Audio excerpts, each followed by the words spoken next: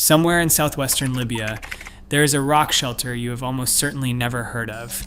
Not because it is obscure, not because the science is complicated, but because the full picture only emerged in April 2025. And when it did, most of the world was looking somewhere else. In 2003, an archaeologist scraping back sand in the Tadrat Akakis Mountains found something the Sahara should have destroyed thousands of years ago. Not fragments, not dust. Skin, intact, leathery, unmistakably human. Two women, wrapped in woven mats, dead for 7,000 years. At the time, nobody understood what they would eventually reveal. It would take 20 years, 3 separate research teams, and technology that did not yet exist. When the full picture finally emerged, it did not just rewrite the story of the Sahara, it erased an entire branch of humanity from the map, then put it back. For most of the 20th century, the scientific consensus about North Africa was straightforward enough that nobody felt the need to question it. The Sahara was not always a desert. Between roughly 14,500 and 5,000 years ago, it was something else entirely. 3.6 million square miles of grassland dotted with permanent lakes, threaded with rivers, home to hippos and elephants and giraffes, and the people who hunted them. Scientists call this period the Green Sahara. The name is almost inadequate for what it actually was. The dominant model went like this. When the Sahara greened, it became a corridor. Populations from sub-Saharan Africa moved north. Populations from the Mediterranean coast moved south. Genes mixed, cultures blended. The Green Sahara was a bridge connecting the two halves of the continent the way a highway connects cities, and people moved across it in both directions for thousands of years. The evidence seemed overwhelming. In the Tadrat Akakis Mountains alone, thousands of rock paintings showed cattle herders with bows, women grinding grain, children playing near water. Pottery found at Saharan sites matched styles from the Nile Valley and from the Sahel, hundreds of kilometers in either direction. Stone tools from multiple regional traditions turned up together in the same archaeological layers. You could draw arrows on a map showing populations flowing back and forth across a green continent, and the arrows looked exactly right. The model was published in textbooks. It was taught in universities. It became the default framework for understanding how North Africa was populated, and for decades, nobody seriously questioned it. There was one problem. Nobody had checked the DNA. This is the part of the story that deserves more attention than it usually gets, because the failure was not laziness. It was a cascade of reasonable assumptions, each one reinforcing the next. Ancient DNA work depends on preservation. Cold climates are ideal. Permafrost in Siberia, limestone caves in northern Europe, high-altitude glaciers in the Andes.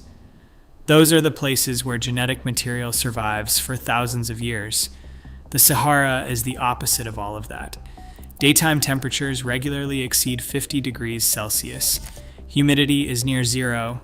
Ultraviolet radiation is relentless. DNA degrades fast in heat, and the Sahara is one of the hottest places on Earth. For decades, geneticists simply did not bother trying. They assumed, with good reason, that any genetic material in Saharan remains would be too fragmented to read. Then there was the archaeological evidence itself. When you find pottery from the Nile Valley sitting in a Saharan campsite, the simplest explanation is that people carried it there. When you find cattle bones at a site where wild game was previously the only food source, the simplest explanation is that herders migrated in. Archaeology reads objects. It cannot read bloodlines. And for most of the 20th century, nobody had a reliable way to distinguish between an idea that traveled and a person who traveled. The result was a blank. North Africa became one of the least genetically sampled regions on Earth. Europe had hundreds of ancient genomes. The Near East was catching up. Between the Mediterranean coast and the Sahel, there was almost nothing. You cannot find a pattern in data that does not exist, and you cannot question a model when there is no competing evidence. The assumption was reasonable. It was also wrong. The reason Takarakori changed everything has less to do with who was buried there and more to do with where. Most Saharan sites are exposed. Open dunes, flat plains, surfaces that bake under direct sun for the better part of every day. Genetic material in those conditions does not degrade slowly. It disappears. Researchers had tried other sites across the region and found nothing usable. The heat was an effective and essentially total barrier to ancient DNA recovery, and the scientific consensus had adjusted accordingly. Do not bother looking. There is nothing to find. Takarakori is different. It sits inside a deep rock overhang in the Tadrat Akakus mountain range, shielded from direct sunlight, with interior temperatures that stay far below the extremes, hammering the exposed landscape outside. The two women were buried in dry sand beneath that overhang, and the combination created something that should not exist in the Sahara.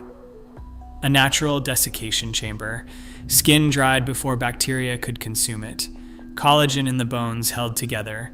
The same brutal environment that destroyed genetic material everywhere else had, by geological accident, preserved it here. Inside the densest tissues, teeth, and leg bones, tiny fragments of 7,000-year-old genetic material survived. Not much, not clean, but enough. In 2019, researchers managed to extract mitochondrial DNA from both women.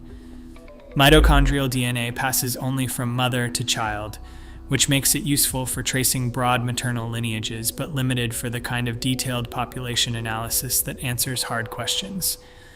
Still, even that narrow window hinted at something unexpected. The maternal lineages did not look like what anyone had predicted for this region. The results were strange enough to notice, not yet complete enough to act on. The real breakthrough came in April 2025. Nada Salam, a paleogeneticist at the Max Planck Institute for Evolutionary Anthropology in Leipzig, and senior author Johannes Krauss, the institute's director, published a study in Nature that changed the picture entirely. They had done what most geneticists considered effectively impossible. They had sequenced the full genomes of both Takarakori women, not the mitochondrial fragment, the whole genome, the first complete ancient genomes ever recovered from one of the hottest environments on Earth. Salem described the process in interviews.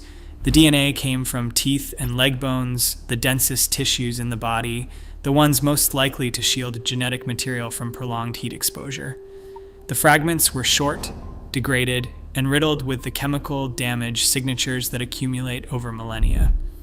Modern sequencing technology reads these fragments the way you might reconstruct a shredded document, scanning millions of tiny overlapping pieces and computationally reassembling them into something coherent. It is slow work.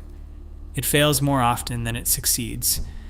Entire research programs have ended without a usable result from far more promising material than this. But when it works, it gives you something that no amount of pottery analysis or rock art interpretation can provide. The actual genetic identity of a person who has been dead for 7,000 years. Salem's team had that. 2 of them. Recovered from a desert that was supposed to make recovery impossible. What those genomes contained was not what anyone expected. Salem's team compared the 2 genomes against 795 present-day individuals from Africa, the Near East, and Southern Europe, along with 117 ancient genomes from the same regions. It is the kind of comparative analysis that turns a single data point into an argument. You are not just looking at who these people were, you are looking at who they were not. The answer came back clean and immediately strange. The Takarakori women carried no sub-Saharan African ancestry. None. 0. In a region that the textbook model had placed at the center of a genetic bridge between North and South, these 2 women had no detectable connection to the populations below the Sahara. The corridor model had predicted mixing. The genomes showed none. Instead, they belonged to a lineage that had never been seen before, not in any living person, not in any ancient genome on record anywhere in the world. The closest match was not found in any modern population. It was found in 15,000-year-old skeletal remains from Tafaralt Cave in Morocco, a site associated with the Ibero-Maurusian stone tool culture. These two populations were separated by 8,000 years and roughly 2,000 kilometers, and yet they carried the same deep North African genetic signature, equally distant from sub-Saharan Africans in every measurable direction. That is not coincidence. That is continuity across an almost incomprehensible span of time. The genomic analysis placed the divergence of this lineage from sub-Saharan African populations at roughly 50,000 years ago, right at the moment when modern humans were beginning the great dispersal out of Africa. One branch of humanity left the continent and eventually populated Europe and Asia. This group stayed, and they stayed isolated, in North Africa, for tens of thousands of years, while the rest of the human story unfolded around them. Geneticists call this a ghost population, a group whose existence had previously only ever appeared as faint statistical echoes in the DNA of living people, indirect evidence of something that must have existed but had never been directly confirmed. Until two women wrapped in woven mats in a mountain rock shelter gave it a face. There is one additional detail worth sitting with. The Takaracori women carried Neanderthal DNA, but only around 0.15% of it, roughly 1/10 the amount found in modern, non-African humans. Since Neanderthals lived in Eurasia and not in Africa, that trace could only have been acquired outside the continent. At some point, very early, a small amount of outside genetic material filtered in through contact that left almost no other record. After that, the door closed. Then there is the Green Sahara paradox, which is the part that genuinely surprised researchers. The lush conditions were real. The lakes and rivers and grasslands were real. Cultural exchange demonstrably happened. Pottery moved between regions. Livestock practices spread. And yet the populations on either side of the Sahara did not genetically mix. Harold Ringbauer at Max Planck noted that this level of isolation is extraordinary, especially against the backdrop of Europe, where populations were mixing extensively during the same period. Culture traveled, genes did not. Ideas can move without people. The genetics say so directly. That is a result nobody was expecting to find. The Takaracori finding would be remarkable enough on its own. A ghost population, 50,000 years of isolation, a lineage with no living descendants. But it is not an isolated case. It is part of a pattern. And the pattern is showing up on every continent where ancient DNA can reach far enough back. In 2016, geneticist Bastian Lamas at the University of Adelaide sequenced mitochondrial genomes from 92 pre-Columbian mummies and skeletons collected across South America. Bolivia, Chile, Peru, Argentina, and Mexico. Remains ranging from 500 to 8,600 years old, selected specifically to represent the broadest possible geographic and temporal range.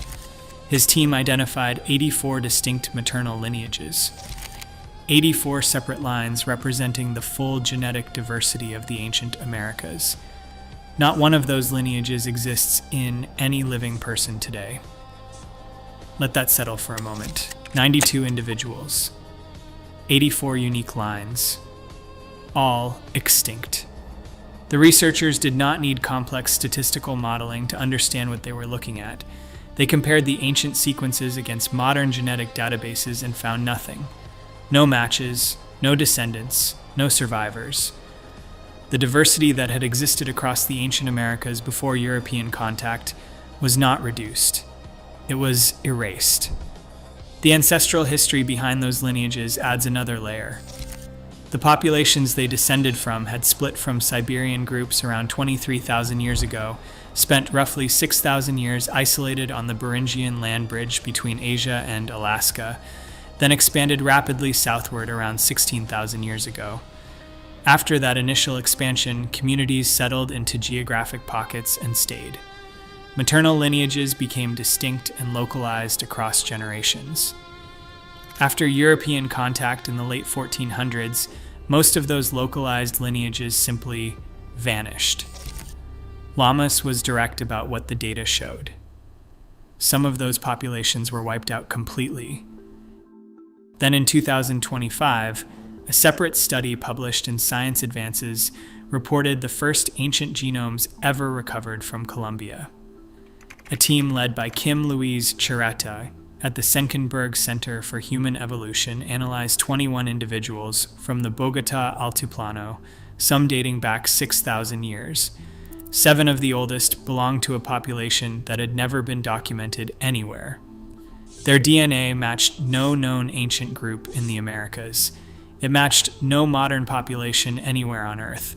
By 2,000 years ago, they had vanished entirely, replaced by a genetically distinct group with ties to Central America. Chiretta was precise about what happened. The genes were not passed on.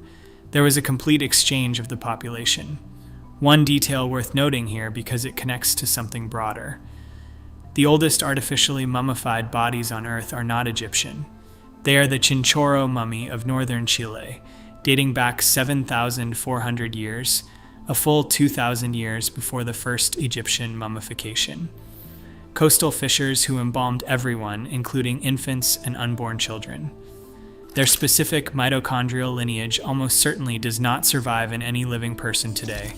3 continents, different timescales, different causes, the same result. Entire populations alive for millennia, coherent and culturally distinct, gone without leaving a single genetic trace in the people who came after them. The survivors were not the whole story. They were a selection, and we built everything we thought we knew around them. The evidence deserves honest handling, and honest handling means saying clearly that not everyone finds it as conclusive as the headline suggested. The sample size objection is legitimate. 2 individuals from one rock shelter cannot definitively represent the population history of an entire region. North Africa is vast. The Takarakori women came from a single site, a single community, a single moment in time. Extrapolating from 2 genomes to a continental population model requires assumptions that the data itself cannot fully support. Researchers who have spent careers mapping human genetic diversity across Africa have noted this carefully, and they are right to do so.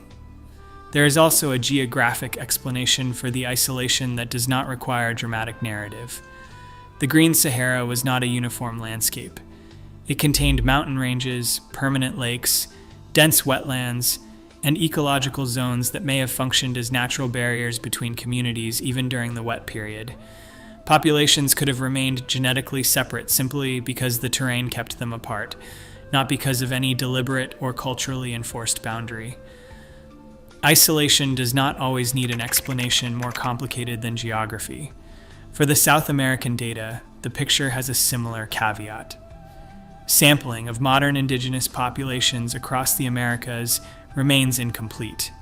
It is possible, though with every passing year increasingly unlikely, that some of those 84 lineages survive in communities that have not yet been genetically tested.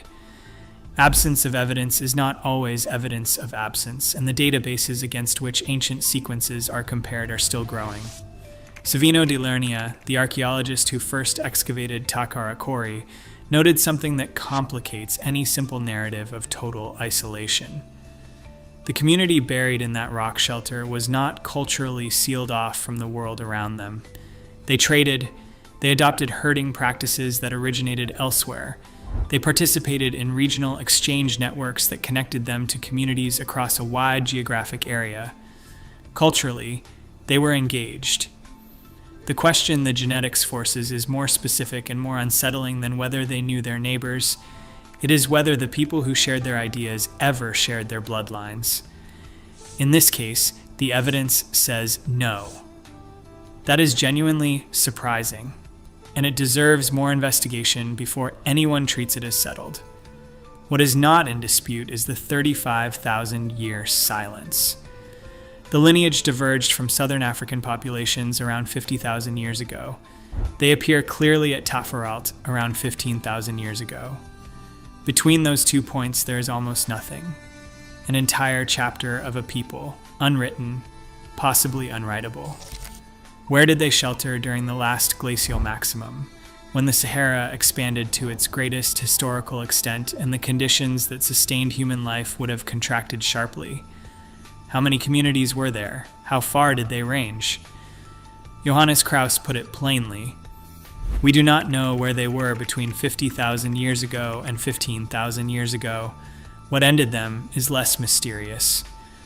The rain stopped, the lakes dried, the savanna turned to sand, a lineage that had survived ice ages and climate shifts, and the entire Neolithic revolution went silent as the green world that had sustained it collapsed around it.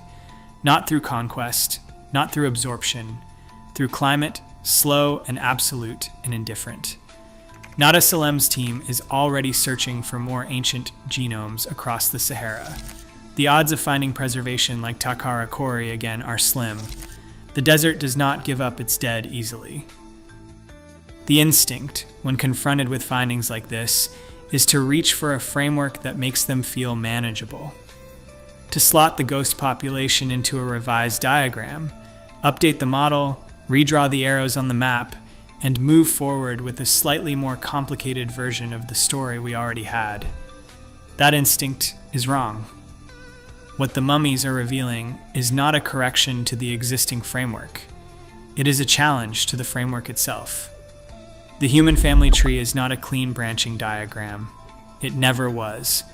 It is a tangle of lines that split, drifted apart, briefly reconnected, and in many cases disappeared entirely without leaving anything behind. For most of the history of this science, we built our models around the branches that survived because those were the only ones visible. The survivors shaped the story. The lost populations simply did not appear in the data, so they did not appear in the thinking either. What ancient DNA is forcing, slowly and with considerable resistance from established models, is a reckoning with how incomplete that picture always was. The branches we lost may have been just as numerous as the ones that endured, just as widespread, just as old. The Takara Kori lineage persisted for 50,000 years. The unnamed Colombian population had been on the Bogota Altiplano for millennia before anyone replaced them. The 84 maternal lines of the ancient Americas represented a diversity that took tens of thousands of years to develop and was gone within generations of European contact. These were not marginal populations clinging to the edges of the human story. They were central chapters in it. We just could not read them until now. The technology that made Takara Kori possible is being applied to remains that would previously have been written off entirely. Sites in hot climates, in humid environments, in conditions that conventional wisdom said could not preserve readable genetic material. Some of those attempts will fail. Many already have. But the threshold of what is recoverable has shifted, and every shift expands the territory where ghost populations might still be waiting. Every blank space on the ancient DNA map is now a potential ghost. North Africa had almost no ancient genomes before 2025. Colombia had none. There are entire continents and time periods where the data simply does not yet exist, and the pattern that is emerging wherever data does exist suggests strongly that the blank spaces are not empty because nothing was there. They are empty because nobody had found a way to look. The corridor model for the Sahara may not be entirely dead. Cultural exchange happened. That evidence is real, and it is not going away. But the genetic picture is now far more complicated than arrows on a map ever suggested, and the confidence with which that model was held for decades looks, in retrospect, like a function of ignorance rather than knowledge. We did not know what we did not know. Now we are beginning to find out. That process is not finished. It has barely started. The ancient DNA revolution is not a conclusion. It is a method. And what it is methodically revealing, continent by continent, site by site, is that the human past was larger, stranger, and more populated with vanished lives than anyone had previously had the tools to imagine. Return to the two women in the rock shelter. They were not symbols. They were people, herders, weavers, members of a community that had persisted longer than most civilizations can conceive of. They did not know they were the last chapter of a 50,000-year story. They buried their dead carefully in sheltered ground, wrapped against a world that was already drying around them. The science that found them is not finished. Salem and her team are still searching. The 35,000-year gap is still silent.